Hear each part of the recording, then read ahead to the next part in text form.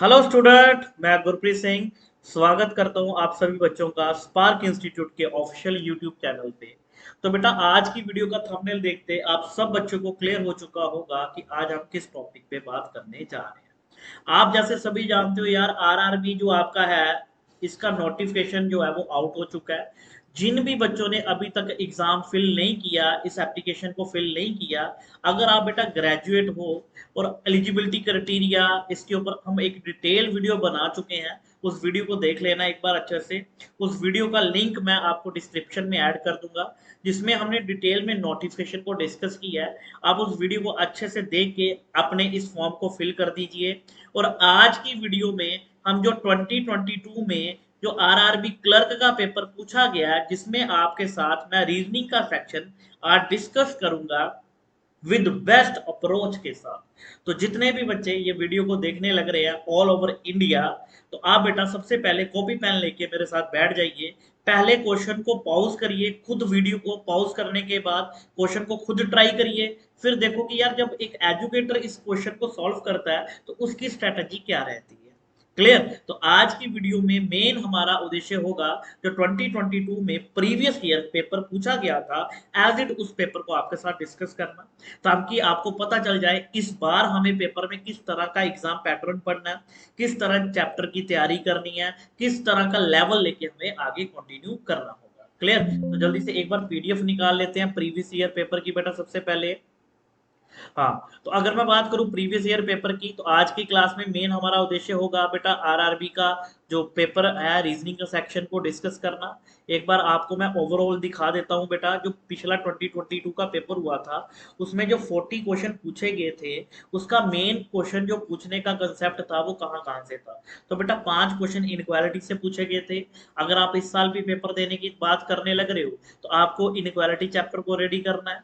देखो, अगर मैं बात करूं ऑल ओवर स्टेट्स को लेके, तो आपको पीओ के लिए जो अटेम्प्ट है, बच्चों का भी इंपॉर्टेंट पॉइंट है सर, अटेम्प्ट कितनी होनी चाहिए और कट ऑफ कितनी जानी चाहिए, है ना। तो बेटा मेरा ये मानना है ऑल ओवर 2020, 2021 और 2022 जो प्रीवियस पेपर हुए हैं, इन सभी को देखते हुए अगर मैं आपको बताऊं तो पीओ के केस में आपको एटलीस्ट 70 अटेम्प्ट करनी चाहिए और आपके नंबर जो है वो 65 प्लस होने चाहिए। आप किसी भी स्टेट से अप्लाई कर रहे हो तो आप उसके लिए एलिजिबल होंगे, आपका प्री क्वालिफाई होगा। बट क्लर्क के केस में तो मैं बोलूंगा बेटा, अनदर अनदर स्टेट में अलग अलग पेपर का लेवल होता है, और कट ऑफ जो मैक्सिमम 3 सालों से देखी जा रही है, वो आपकी एटलीस्ट आपकी 75 तक कट ऑफ ईच स्टेट की देखी जाती है। आपको क्लर्क के पेपर में तो 80 अटेम्प्ट ही करने हैं बेटा, अगर आपको प्री निकालना है तो। क्लियर? और पीओ में कम से कम 70 अटेम्प्ट करने हैं।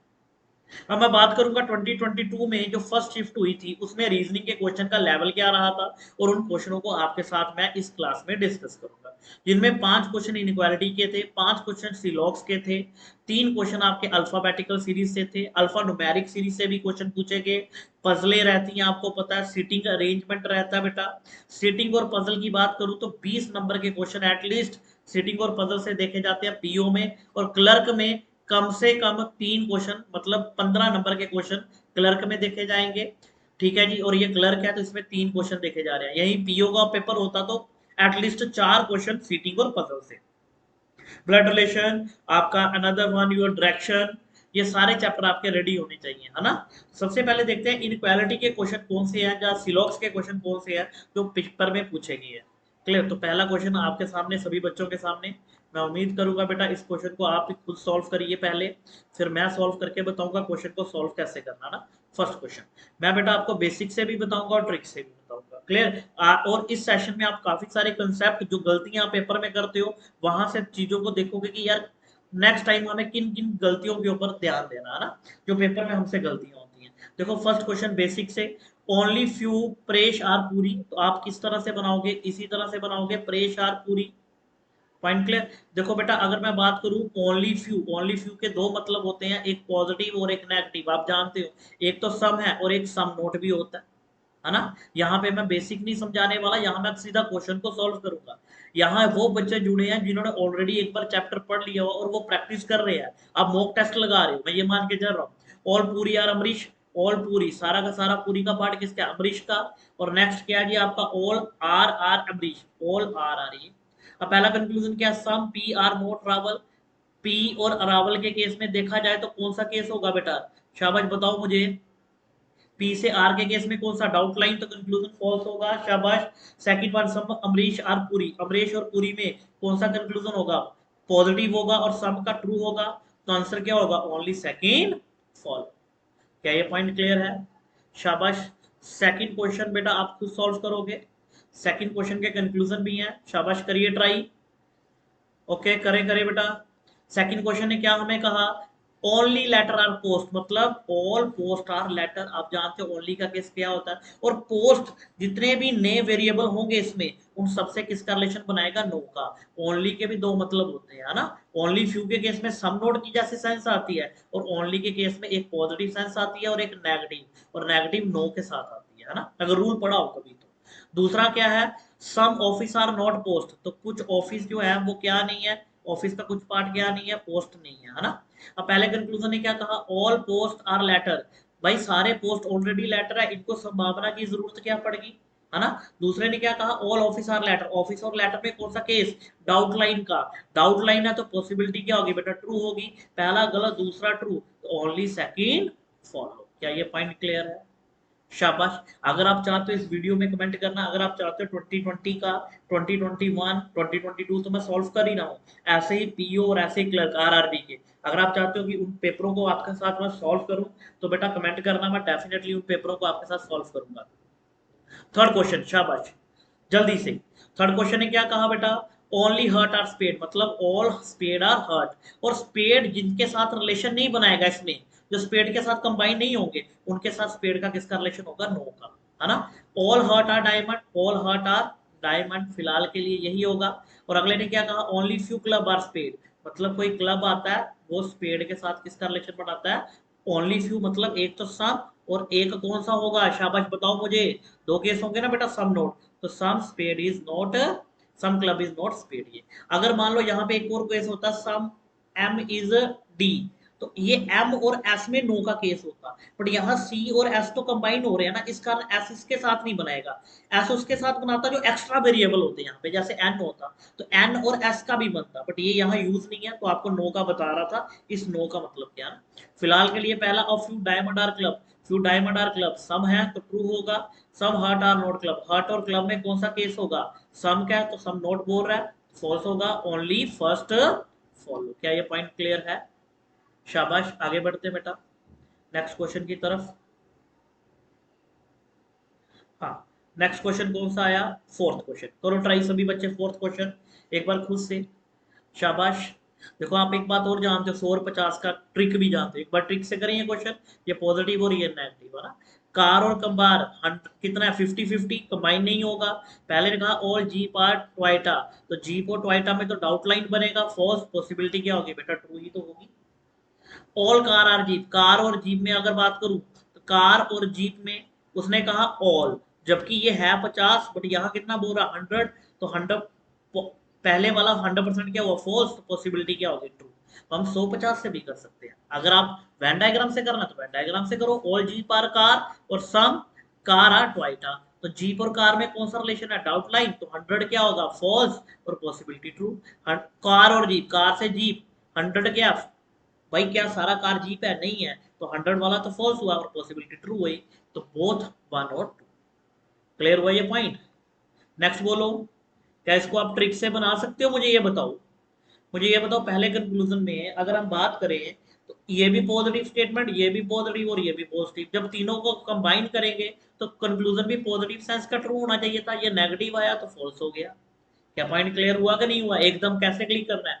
अगले ने क्या कहा, ब्लू से कहा जाना डेज, हमें ब्लू से कहा जाना डेज, कंबाइन कौन होगा, फन, बट फन तो 50-50 रूट ही नहीं देगा, तो ब्लू और डे में कौन सा केस होगा, डाउट लाइन, और पॉसिबिलिटी क्या होगी, ट्रू होगी। पॉइंट क्लियर, यहाँ हम बेसिक कंसेप्ट नहीं समझा रहे, यहाँ ये मान के चल रहे हैं वो बच्चे जुड़े हैं जो सिलोक्स पढ़ चुके हैं बेटा। क्लियर, तो आप ट्रिक से भी कर सकते हो और वेन डायग्राम से भी कर सकते हो इन क्वेश्चनों को। क्लियर है ये पॉइंट, अगर आप चाहते हो ऐसे सेशन तो मैं डेफिनेटली एक बार कमेंट कर देना बेटा। नेक्स्ट पॉइंट इज, ये एक आपके सामने स्टेटमेंट है और ये दो कंक्लूजन है, आप जानते हो इनइक्वालिटी का क्वेश्चन है, एच ग्रेटर देन ओ, बेटा पूरी स्टेटमेंट कॉपी पे नहीं ड्रा करनी, ये हमें ऑन मॉनिटर ही क्लिक करना है, एच से कहाँ जाना है, ओ, दोनों में दोनों में पहली प्रेफरेंस किसकी थी, ग्रेटर देन इक्वल टू की, आई किसकी, ग्रेटर की, फॉल्स। अगर आपने केस पढ़ा हो राजा वजीर और प्रजा का, या आपका ग्रैंडफादर, फादर और सन, तो ये ट्रिक से बच्चे सॉल्व करते हैं। बट पहली preference greater than equal to और इक्वल टू, आप ये भी बात जानते हो। H greater than L, H से एल जाना है, ऑपोजिट सिंबल आए तो फॉल्स हुआ, नाइदर वन नॉर टू। शाबाश, सेवंथ क्वेश्चन जल्दी से खुद सॉल्व करिए। शाबाश, मैं आपके कमेंट देख रहा हूं सभी बच्चों के, शाबाश आंसर दीजिए बेटा। ओके, जी ग्रेटर देन क्या आएगा बेटा, जी ग्रेटर देन एम, तो मतलब पहले जी से कहां जाना है, डी, और डी से कहां जाना है, एम, तो जी बड़ा डी से है, ग्रेटर इक्वल टू है ना बेटा, यही तो सेंस बनी। और आगे डी बड़ा एम से, तो दोनों में पहली प्रेफरेंस ग्रेटर की होगी। W greater than F, W से एफ, डब्ल्यू तो स्टेटमेंट में छोटा है, डब्ल्यू तो छोटा है, बड़ा कैसे हो सकता है। क्या पॉइंट क्लियर हुआ।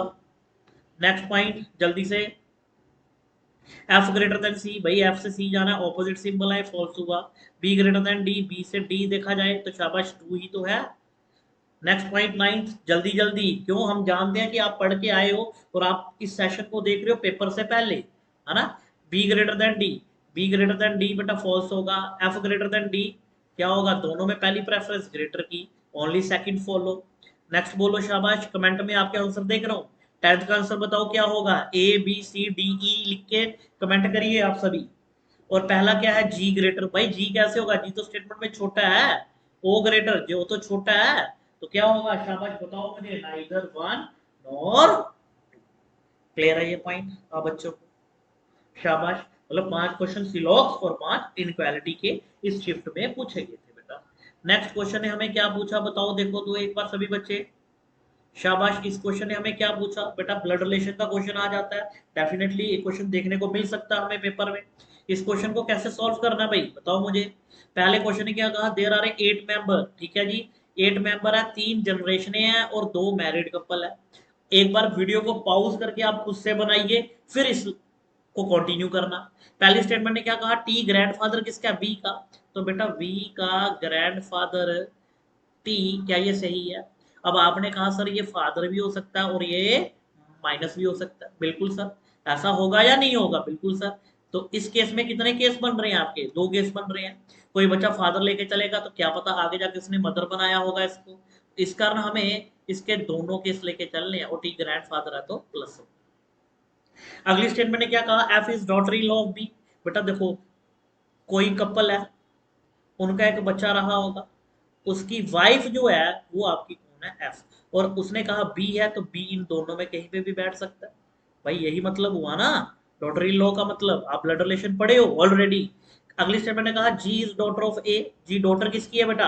अगली स्टेटमेंट ने कहा जी डॉटर किसकी है, शाबाश मुझे ये बताओ, ए की। भाई जी डॉटर किसकी है, G is daughter of A, G daughter है ए की, और A who is married to E father, तो मतलब ई का कोई फादर, ई का कोई फादर, उसके साथ किसकी शादी हुई है, ए की, तो ई का फादर यही तो हुआ। क्या पॉइंट सेंस क्लियर है या नहीं क्लियर। अगले स्टेटमेंट ने क्या कहा, P is child of E, P child किसका बेटा, ई का, पी किसका चाइल्ड है, ई का, उसने बताया ना कि पी इज चाइल्ड ऑफ ई। और हु हैज सिबलिंग बी, और ई का सिबलिंग कौन है, जी, हु हैज सिबलिंग जी, ठीक है जी। अगले स्टेटमेंट ने क्या कहा, आप इस क्वेश्चन को देखो, कहता B is the only daughter of F, B जो है बेटा, ये जो वी है ये ओनली डॉटर किसकी है, एफ की, ये ओनली डॉटर किसकी है, एफ की। और एफ आगे क्या था, एफ आगे क्या था बेटा मुझे ये बताओ, एफ आगे क्या था। शाबाश, एफ ऑलरेडी बताया डॉटर इन लॉ है, एफ डॉटर इन लॉ है तो मतलब एफ माइनस ही तो होगी। और एफ का अगर मैं बात करूं कोई एक पार्टनर यही होगा, और इसका पेरेंट्स कौन था, ये दो थे, ये तो उसने बताया ना, और दोनों में एक कौन है बेटा, बी है। क्लियर, इस केस में हर हालत में मुझे 2 मैरिड कपल बनाने हैं और 3 जनरेशन भी आ गई। अगली स्टेटमेंट ने क्या कहा, देखो आपने ये क्वेश्चन ड्रॉ कर लिया, बात को समझो। देखो एफ क्या है आपकी, एफ क्या है, शाबाश मुझे ये बताओ, एफ ऑब्वियसली उसने क्या कहा, डॉटर इन लॉ बी की, तो एफ माइनस ही होगी ना बेटा। क्लियर, अब ये केस बन गया, अभी तक ये वाला केस तो आपका गलत हो गया, ये वाली लाइन तो कभी बनेगी ही नहीं, है ना। अब इन दोनों को कंपेयर करके फाइनल कर दो डायग्राम को। उसने कहा, देखो उसने कहा, एक बात क्लियर है, यहाँ एक वैल्यू आनी है, और उसने कहा था इसके 2 बच्चे हैं, एक जी और ई और एक पी भी है, फिर से चीजों को रिलेट करना। कहता टी ग्रैंडफादर बी का, टी ग्रैंडफादर बी का बिल्कुल ओके है। एफ डॉटर इन लॉ किसकी है, बी की, F daughter in law B की, मतलब यहाँ दोनों में कोई बी आएगा। उसने कहा G is daughter of A, G daughter किसकी है बेटा, ए की, और यहाँ भी तो एक ने आना है, और उसने कहा ए का जो देखो तीन जनरेशन है ये भी बनेगी, इनको कंपेयर करो। उसने कहा था ए की शादी किससे नहीं हुई, टी से नहीं हुई, T is not married to A, तो मतलब फिर टी की शादी किससे हो रही होगी, बी से ही हो रही होगी, यहीं पे ए आएगा। और बी के लिए उसने क्या बताया, प्लस, और ए क्या होगी, माइनस, ये बताया उसने हमें। और इस केस में उसने ये भी बताया, देखो जी जी तो क्या है, फीमेल है, तो फिर ई क्या रहा होगा, प्लस ही रहा होगा, और इनका एक बच्चा कौन है, पी भी है, और ये दोनों आपस में क्या होंगे, भाई बहन। और एक स्टेटमेंट ने कहा था P is the child of E, है ना, एक ने और कहा यहाँ पे देखना, कहता एक स्टेटमेंट और पढ़ो, कहता V is the only daughter of F, B daughter only किसकी है, एफ की, तो एफ की ओनली डॉटर बी है, तो फिर बी क्या होगा, मेल ही तो होगा, तो ये बन गया। एक दो तीन चार पाँच छः सात आठ, आठ बंदे बन गए, तीन, दो मैरिड कपल और तीन जनरेशन। पहले क्वेश्चन ने क्या पूछा हमसे, कहता how is T related to F, T is F का क्या लग रहा है, तो बेटा फादर ही तो लग रहा है। अगले ने क्या कहा, विच of the following statement in a certain way, कौन सा बिलोंग नहीं कर रहा, टी क्या प्लस मेल है, ई क्या मेल है, पी क्या मेल है, बी क्या फीमेल है, और बी बॉय क्या मेल है, तो ओड वन आ गया ये। क्या ये पॉइंट क्लियर हुआ। अगले क्वेश्चन ने क्या पूछा आपसे, how is V related to G, ये वी जो है वो इस जी का क्या लग रहा है, तो जी का वी क्या हो रहा है, नी सी तो लग रही है ये। क्लियर है ये पॉइंट। अगला आओ बेटा, नेक्स्ट क्वेश्चन कौन सा आया बताओ मुझे, शाबाश जल्दी से। Next question, seven building floor puzzle. इस पजल ने हमसे क्या कहा, शाबाश पढ़ो, कहता सेवन पीपल है, देखो बेटा सेवन पीपल है, बट बिल्डिंग कितनी है, आठ, फ्लोर कितने हैं, आठ, फ्लोर कितने हैं बेटा, आठ, ठीक है जी। और जिनमें से सात बंदे, देखो सात बंदे आठ फ्लोर पे बैठे हैं, तो मतलब एक क्या होगा आपका, वहां वेकेंटी तो होगा, एक क्या होगा, वेकेंटी तो होगा। पहली स्टेटमेंट ने क्या कहा, देखो ऐसे केसेस में एक दो बातों का ध्यान रखना है, अगर तो हमें फिक्स्ड पोजीशन बताई है तो आप ऐसे करके नंबरिंग कर दो, कोई प्रॉब्लम नहीं है कहीं पे।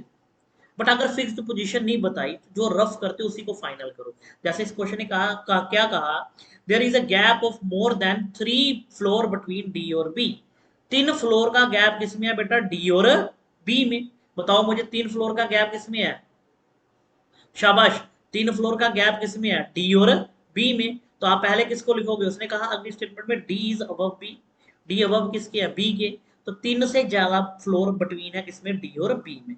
एक सेकेंड, हाँ बेटा प्लीज देखना, एक केस या तो नंबरिंग तब करो अगर फाइनल है, अगर नहीं पता तो आप क्या करो, इसको जो रफ बना रहे थे उसी को फाइनल करके चलेंगे, है ना। जैसे इस क्वेश्चन ने क्या कहा हमें, there are three more than three floor between D और बी, मतलब पहला केस, अगर यहाँ डी होगा, एक दो तीन चार और बी, पहला केस ये हो सकता है। और डी उसने कहा कहाँ नहीं है, टॉप पे नहीं है, तो एक ऊपर आएगा।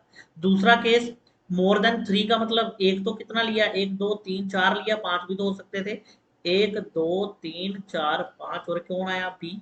और मुझे ये बताओ दो केस बन गए कि नहीं बन गए, और उसने कहा ये नहीं है तो एक ऊपर भी आ सकता है, तो यहाँ कितने केस हो गए, एक दो तीन चार पाँच छः सात और आठ, बन गए आठ बॉक्स।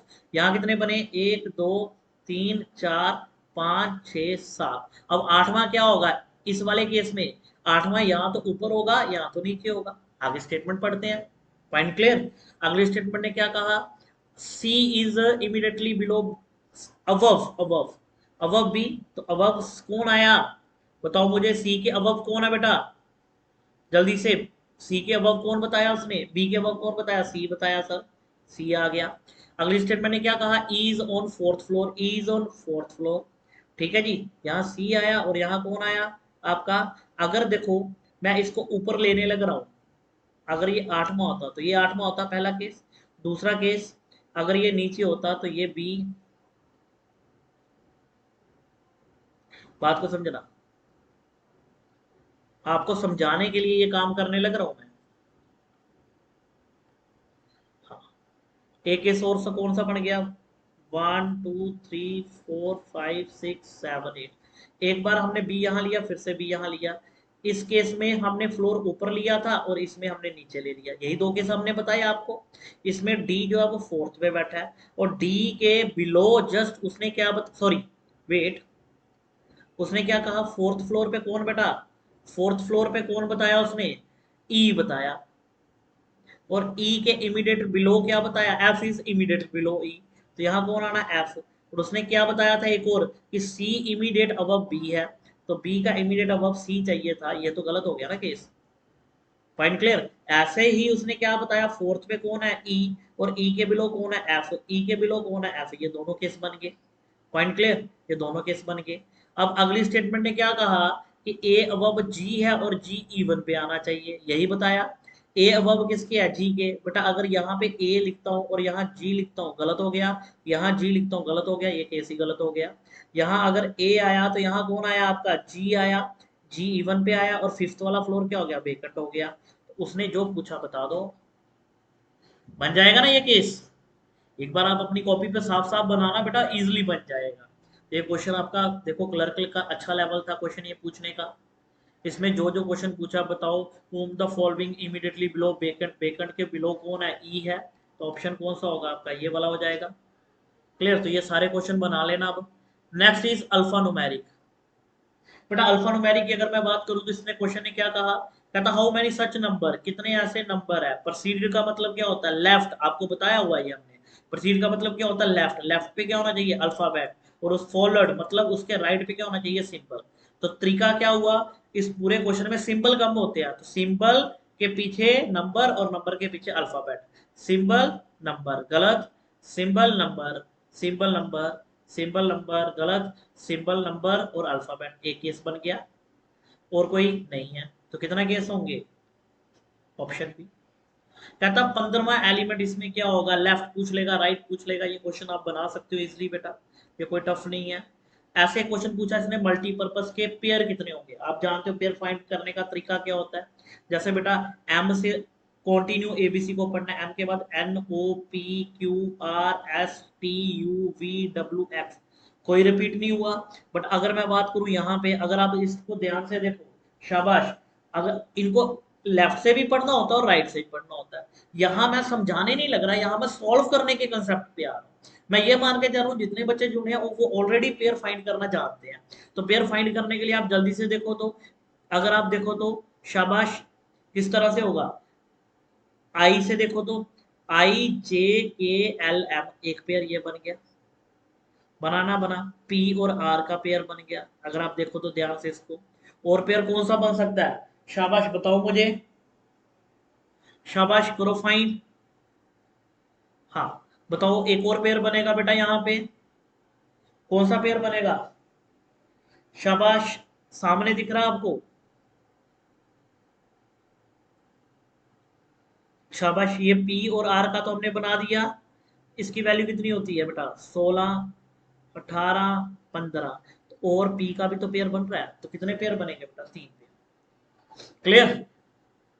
देखो कई बार ऐसे क्वेश्चन पेपर में आ जाते हैं, कहता फर्स्ट और सेकंड लेटर को क्या करो, इंटरचेंज करो, मतलब इन दोनों को बदलो। मतलब क्या बनेगा, सी टी बी, ऐसे बदलने पे कितने मीनिंगफुल सेंस बनेगी, तो बदलो जल्दी से। तो शाबाश, सी ए टी, एक ही बनेगा यहाँ पे। क्लियर। बड़ा इंपॉर्टेंट क्वेश्चन, यहाँ एक लॉजिक होता है। कहता if each consonant change with previous और each vowel change with next, तो बताओ उस नए वर्ड के पास कम से कम एक वॉवल होना चाहिए। इसमें क्या करना हमें, शाबाश मुझे बताओ जल्दी से। कहता ईच, देखो जैसे ही बेटा एक वर्ड है पी आई जी, मैंने कहा each vowel change with next और कॉन्सोनेंट विद प्रीवियस, कन्वर्ट होने पे हमें उसमें एक वॉवल चाहिए, यही क्वेश्चन है। बेटा आई ऑलरेडी वॉवल है, वॉवल कन्वर्ट होके वॉवल देगा, तो क्यों चेंज कर रहे हो। मैंने कहा था ई, ई यू एच, ई और यू को क्यों चेंज करना, चेंज किसको करना है, एच को, और वो वही एच को जिसका प्रीवियस क्या हो, कॉन्सोनेंट हो। जैसे टी का प्रीवियस अगर मैं बात करूं कोई फायदा नहीं है, बट बी का प्रीवियस क्या होगा, ए, तो ये पेयर कंसीडर हो जाएगा। इस केस में अगर मैं बात करूं तो y का प्रीवियस क्या होगा, x, ये भी कंसीडर हो जाएगा। i को तो चेंज ही नहीं करना, f का प्रीवियस क्या होगा, e, ये भी कंसीडर होगा। b का प्रीवियस, वेट वेट वेट, आई तो चेंज ही नहीं करना। अगला चेंज क्या होगा, एल, एल का 12 होता है, ये ई वोवल है, वोवल का तो नेक्स्ट देखना ना बेटा, भाई वोवल का तो हमें क्या देखना है, वेट ये क्या है आपका, एफ है, तो एफ का प्रीवियस देख लो, आ जाएगा बिल्कुल। ए का प्रीवियस देख लो, बी का प्रीवियस क्या होगा, ए ही होगा, ये भी बबल हो जाएगा। ऐसे हमें फाइंड करने हैं कितने पेयर बन रहे हैं, कितने फॉर्मेट बन रहे हैं। क्लियर, ये क्वेश्चन आप कर सकते हो इजीली। नेक्स्ट क्वेश्चन बेटा, सर्कुलर अरेंजमेंट। देखो कितना इजी क्वेश्चन है, एक बार ट्राई करिए। कहता कितने बंदे हैं, 7 पर्सन है। 7 पर्सन के लिए आपको बताया हुआ क्वेश्चन बनाने का तरीका ये होता है। पहली स्टेटमेंट ने कहा ओ इज नेबर, कभी भी नेबर से नहीं स्टार्ट करना, आपको बताया हुआ है हमेशा 100% स्टेटमेंट, डेफिनेट, देन 50 और देन इनडेफिनेट। पहली स्टेटमेंट डेफिनेट देखो तो यही है, P is immediate right of K, और इसमें भी ऑब्जेक्ट से स्टार्ट करना है, और ऑब्जेक्ट कहाँ आएगा, यहाँ, और यहाँ कौन आएगा, P। अब K और K को रिलेट करो यहाँ पे, उसने कहा ओ नेबर है, K और N का K है, O है, और ये N आया। फिर रिलेट करो, उसने कहा इस क्वेश्चन में क्या कहा उसने, Q is not neighbour of P और M, ठीक है जी, ये भी हो गया हमारा। एक स्टेटमेंट ने क्या कहा, L, देखो अगर आप अच्छे से पढ़ो तो कहता L is second to left of Q। कहाँ लिखूं मैं इस L और Q को, तो बेटा पहले तो L ही लिखना है, L यहाँ लिखोगे तो यहाँ K है, L और यहाँ क्या होगा Q, और बचा वेरिएबल यहाँ आ जाएगा, कौन आ जाएगा, जो भी होगा आगे देखेंगे। उसने कहा था Q is not neighbour of P, wait wait, गलती तो नहीं कर रहे, एक सेकंड। हमने क्वेश्चन कहाँ तक पढ़ा अभी तक, यहाँ तक है ना, फिर से देखते हैं एक बार। हाँ, देखो सबसे इंपॉर्टेंट है, पढ़ते समय भी हम कई बार गलती कर देते हैं ना, ये हमें ध्यान रखना है। कहता वेट, पहले स्टेटमेंट ने क्या कहा, कहता 7 पर्सन है, फेस की तो देख रहे हैं सेंटर की तरफ। कहता ओ इज नेबर ऑफ, क्या लिखा है, के और N, O is neighbour of K और एन, ठीक बन गया ये। टोटल कितने बंदे हैं, दो, दो चार, दो छह और एक सात, ठीक है। कहता P is immediate right of के का इमीडिएट राइट P बन गया, बिल्कुल बन गया। L is second to left of Q, तो बेटा पहले Q आना था फिर L आना था। पहले किसने आना था, Q ने आना था, फिर किसने आना था, L ने आना था। यही मतलब हुआ ना बेटा, कहीं कुछ स्टेटमेंट तो नहीं गलत लिख रहा है, वेट।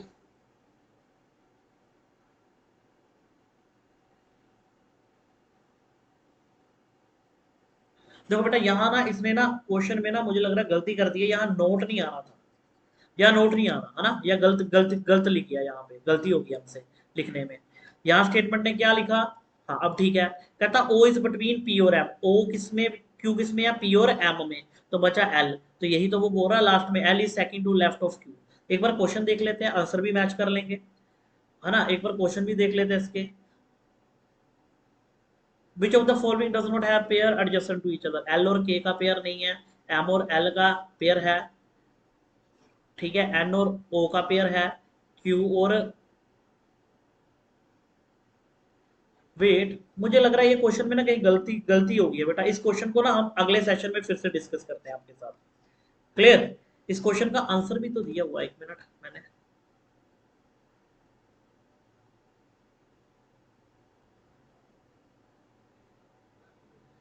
आंसर में भी तो यही ले रहा है, ओ के का राइट पे कौन आया, पी आया, ऐसा ही है, एक मिनट।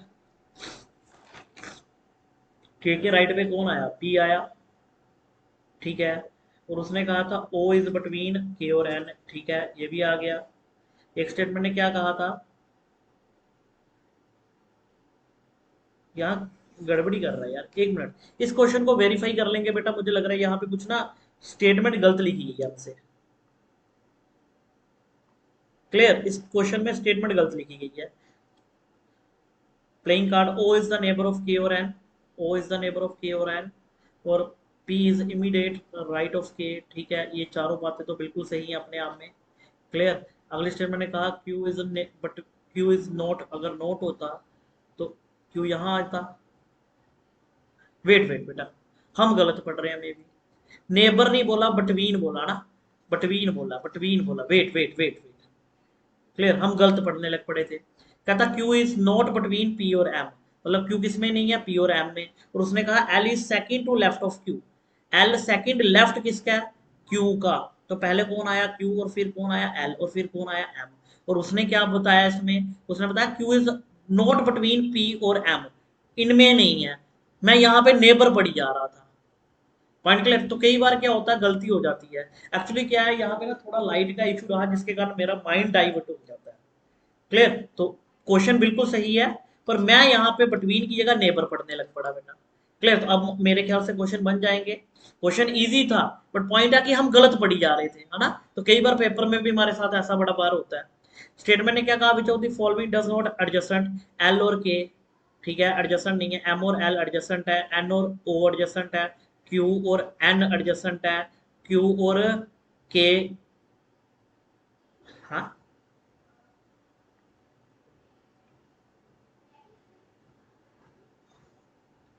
फिर गलती कर रहे हैं क्या? ठीक है बेटा, इस क्वेश्चन को देखूंगा मैं, मेरे को लग रहा है, पर मैंने Q is not between P और एम, ठीक है। और उसने कहा था L is second to the left of Q, ठीक तो है, सेकंड एम आ गया। चलो देखते हैं बेटा इस क्वेश्चन को एक बार।